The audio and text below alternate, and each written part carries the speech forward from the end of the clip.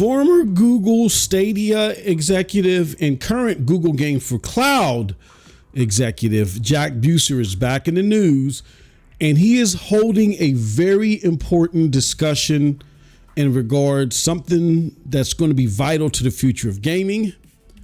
It concerns all of us, whether you're a cloud gamer, which a lot of people will say on the more niche side of things, whatever, or if you're a mainstream gamer. This is an important discussion for us all. What is this big enthralling thing that he wants to talk about? And more importantly, where do I side on all this? Well, let's get right into it. What's up, people? It's your boy MM2K of Hard Knock Digital Culture, MM2K Gaming, and here CloudDosage is back again with another episode of the CloudDosage Daily. Now, I'm trying to do something different here. Trying to get in where you fit in exactly. And we're going to try something new. I'm going to introduce it here in this episode. I'm going to talk about Jack. Promise you we're going to get into that. Get you guys' thoughts on this new thing that we're going to roll out here. But before we get into all that, please do us a huge favor. Hit that like button, hit that subscribe button, rock those bells for notifications, please, so you know when we're dropping these doses. We appreciate all of y'all straight up. Okay, so real quick, the new thing I want to do is, you guys know I love cloud gaming. It still dominates the way that I play games, even though you may have seen me more vocal on the console side as far as content is concerned. 2025, I did pick up the pace as far as console games are concerned, because there's just a lot of great console games out there over the years, or over the year, excuse me. But you know, Borderlands 4 dropped along with exclusive content on some of this hardware. You know, Borderlands kind of pulled me back into the fray, where V Rising had me on GeForce Now Ultimate, but Ghost of Tsushima's out. I'm loving the game. So, you know, look, the important thing is, as gamers with a capital G, we should all be excited about more gaming and people enjoying themselves, right? Okay, cool. So with that said, I wanted to bring attention to the fact that on the cloud gaming side, if you haven't noticed, I'm real big on cloud gaming performance and cloud gaming technology that rivals what can be done on hardware. My message has changed over the year or so since Stadia has passed away. Back in the day, I took a more brash and jagged approach to where it's like, look, deal with it. Cloud gaming is going to take over. That day may not be today, may not be next week, may not be next year, but it's going to take over at some point in time, and you guys just got to get with it. That's not a commandeering approach.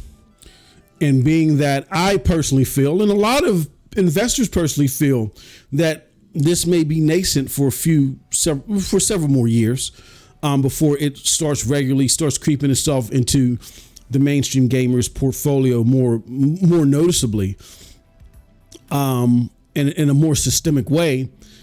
That's not going to help push it along. So what I've been trying to do is trying to have conversations with mainstream gamers and show them in a more accommodating way how cloud gaming can benefit you, and it should be part of your portfolio. A couple of examples. I've talked to top content creators and well-recognized content creators and said, hey, did you know that on your Series X, you may not get 60 frames per second from Starfield at launch, but the game is launching within the same week on NVIDIA GeForce Now Ultimate. You can get some great looking 1440p 60 on that same box. People, whoa, for real? Yeah, for real. I've had a couple of conversations like that. I've also had conversations with people who may have other gaming platforms who are looking to play certain third-party games that may have had hiccups on console, but because of NVIDIA GeForce Now Ultimate, they didn't have those same hiccups. They play quite wonderfully. Again, the aforementioned Borderlands is one of them. I think that game had some serious memory leak and some other issues, even on PCs, and particularly consoles. I didn't experience any of that on the NVIDIA GeForce Now. I have footage out there. You guys can go check it out. You know what I mean? So, and I'm not even on the top tier yet. I'm not even on the 5080 tier yet. And I'm having a wonderful experience.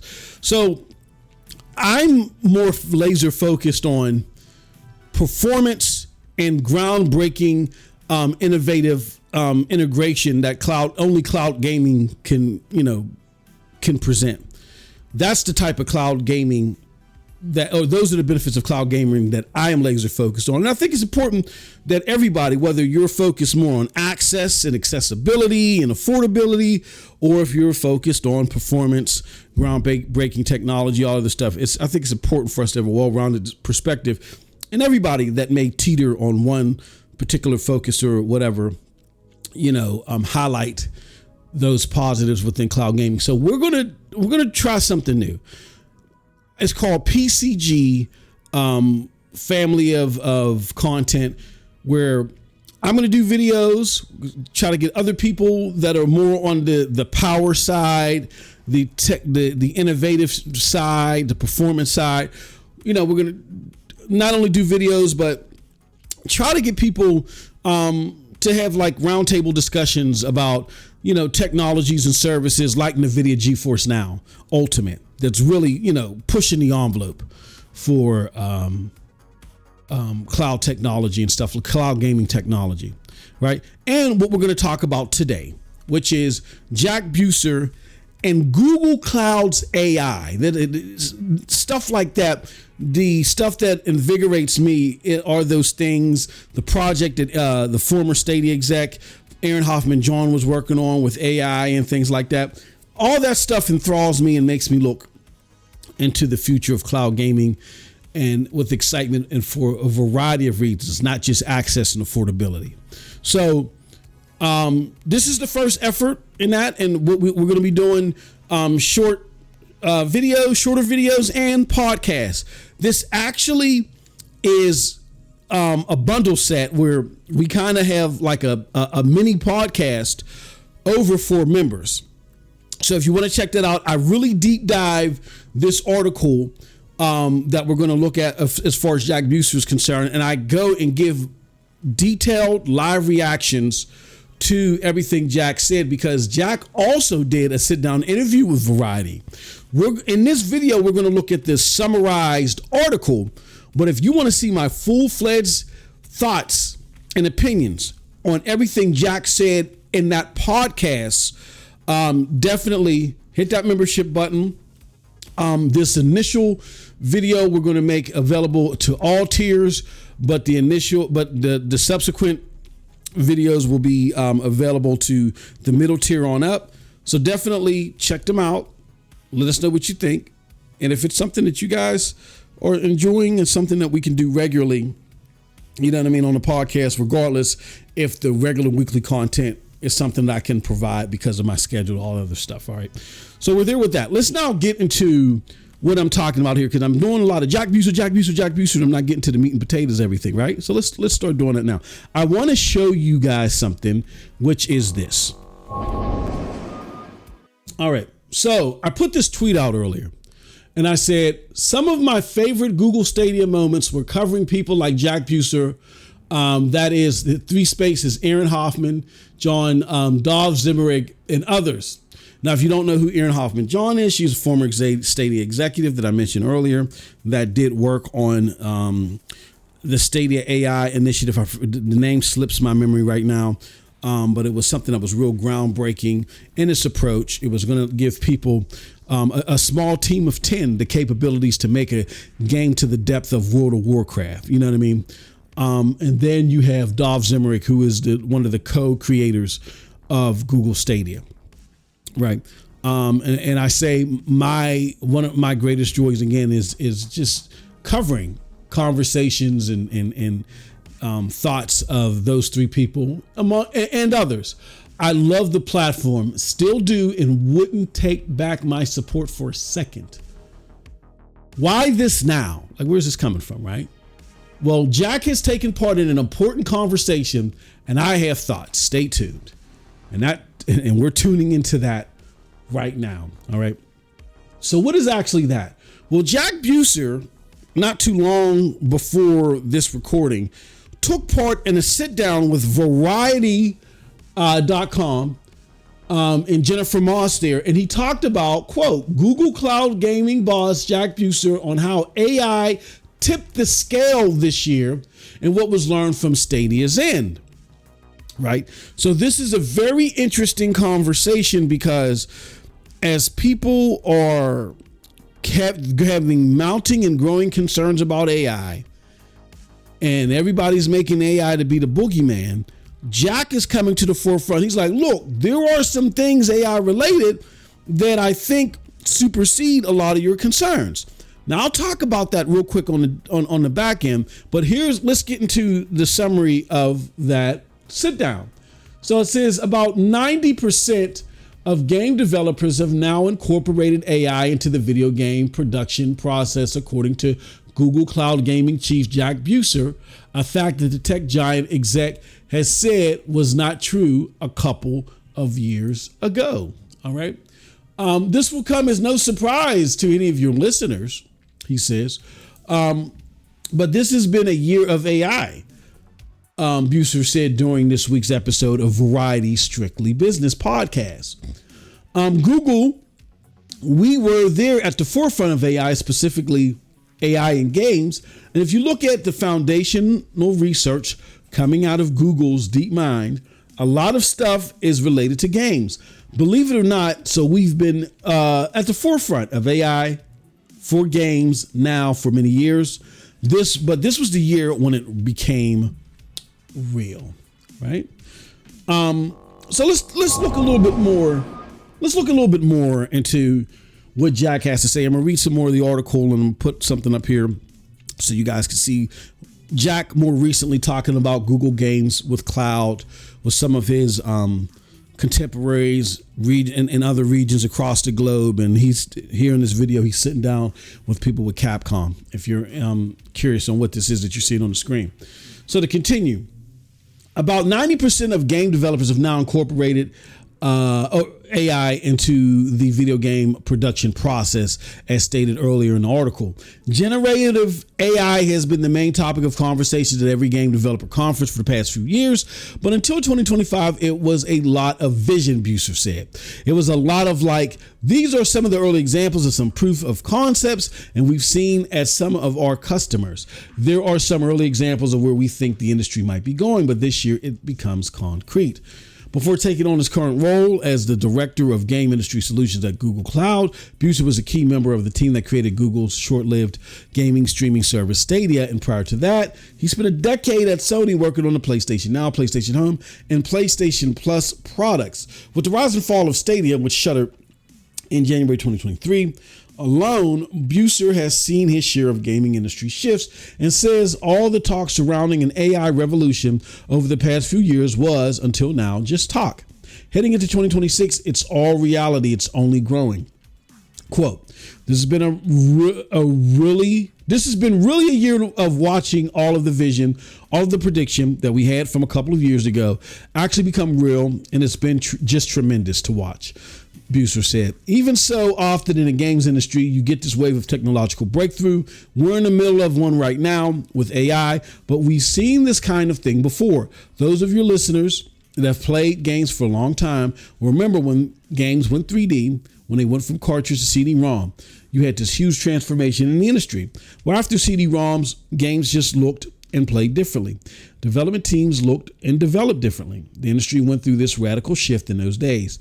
We're in the middle of one right now with AI. A lot of technology comes to the games industry, and I've been in it for nearly 30 years. So I've seen technology that hasn't quite made it in the industry, but there was this year where AI really tipped the scale and it's arrived. So what Jack is doing is Jack is talking about this Google Cloud for Games, which is Google's stint into cloud gaming, but from a different approach, from more of a back-end supportive approach. They went from creating a platform with Stadia to just being a back-end support, mainly for live service games. They're really banking on live service games that he says, if you listen to the full-fledged Strictly Business podcast from Variety, that he talks about games that you put your energy in for years and years and years after launch, right? So really live service games. Those type of games they're looking to support on the back end. They're looking to support businesses and developers and publishers to make those things come true, whether it's their support of Call of Duty with its scoreboard and other things that Google Cloud for Games has been known to do since its inception. And that's all cool. And he talks about, and what he tries to do is he tries to diffuse a lot of the tension with AI and saying, look, there's a lot of cool things happening with cloud. And he names a variety of them. More dynamic NPC interaction, lower overheads for development teams to make it easier for them to realize their vision. And other things that would also be beneficial to gamers. I mean, I got a question. If you're seeing lower overhead for developers and you're a small indie team and you have tools at your disposal that allows you to create large scale games, do we then start to see the threat of video games going up from 70 to 80 to 90 to 100? Do we start seeing that diffuse? Because look, a small team can use AI technologies, put a game together that's of large scale, and then because they're a small team, they sell it, they put it on the market for $50. That's totally disruptive to the market. And if the game is like a breakout stellar title like an Expedition 33, but with AAA, full-fledged AAA polish, thanks to AI, then that sends shockwaves to the industry, and they're saying, look, we can't nickel and dime these folks anymore. We're not going to Nintendo you and charge you $80 for Mario Kart. You know what I mean? Or $90 for Donkey Kong, or whatever their price. We're not going to do that. We're not going to be in a situation like what Microsoft Gaming was going to do was go up to $80, and looks like at the time of this recording, they kind of backtracked on that. That no longer can be a viable threat. So there are definitely some benefits in some things to be like, yeah, you know what, Jack, you are right. This isn't all bad. However, and this is a huge however, you might have companies like Google that are really focused on the upside part of it and really want to do something beneficial for game developers and gamers. Then you could have other companies out there that might be looking to do more nefarious things, like just completely gut the industry and take a team of 300 and reduce them to something ridiculous like 30. Totally take the artistry out of it and just make everything conveyor belt cookie cutter. There are talks that companies are looking to do this. So I think that the optimism that Jack has is fantastic. I love the optimism. That's why between him, Aaron Hoff, and John Dov Zimmer, their foresight and their optimism, and then just the intelligence that was within that Stadia group, and it also pulled me in, was very attractive, very enticing, and is what pulled me into the belief system over what the platform was able to do. It's just unfortunately didn't have the faith of the leadership at Alphabet. But I approached Jack's optimism with caution because of a couple things. Number one, you can't trust all of these companies with this technology. It can be dangerous and deadly to the industry. And if you have certain companies that have like an endless war chest that we've seen them do in the past and exhibit in the past, they could create a dynamic where they're just gutting teams of 300 to 30. They're taking away the art, and then that's just the way that the industry goes, because the industry is very copycat, and then the market just collapses because just nothing but shovelware being produced. Or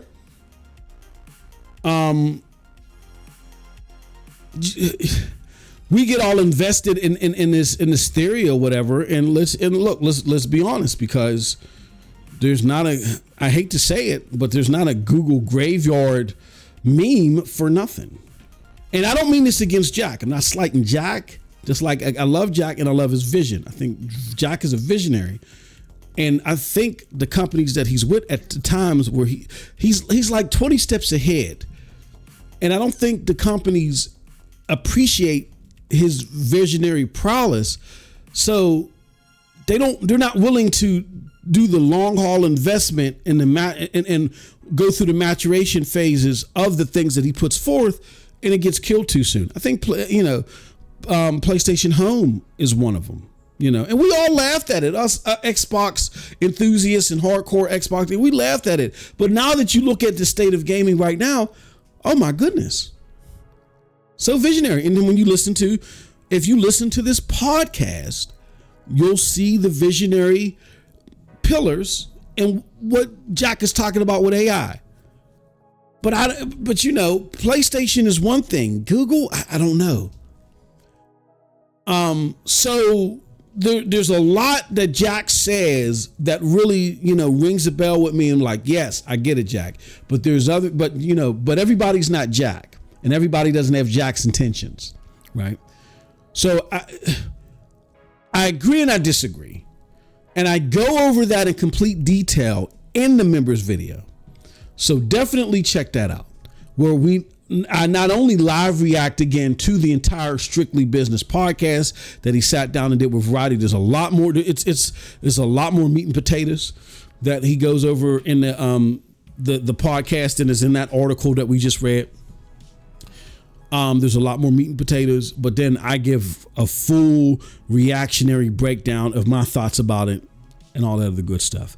So definitely, if you want to hear all that stuff here behind the scenes, hear the actual podcast and kick it with us as we go over it and deep dive it. Definitely consider hitting that member button and to get full access to that. But before you go there, do us a huge favor. Let us know your initial thoughts about this. What do you think about this? What was said in the article? Do you think that the skepticism around AI is overblown? Do you agree with Jack in that area? And do you think that Google Cloud for Games will be the entity that will successfully usher in cloud gaming technologies and help break that barrier between the mindset of gamers and the desire to use these technologies by developers and publishers? Let us know in the comment section below. And again, if you, like we said earlier, if you are appreciative of the efforts, Power Cloud Gaming is the motif around the content. I want to start here. Let us know. What do you think about that? Are you, again, I get it. A lot of cloud gamers are in it for the access, in it for the affordability of it, right? But there's a lot of us that can appreciate that, but what really drives us is the performance and the forward thinking, the innovative stuff that rivals even hardware, right? There's only certain things that cloud gaming can do. And we want to talk about that stuff. It's from a technical standpoint. All right. So let us know what you think about all of that stuff. And until next time, you guys have a wonderful gaming day. Peace.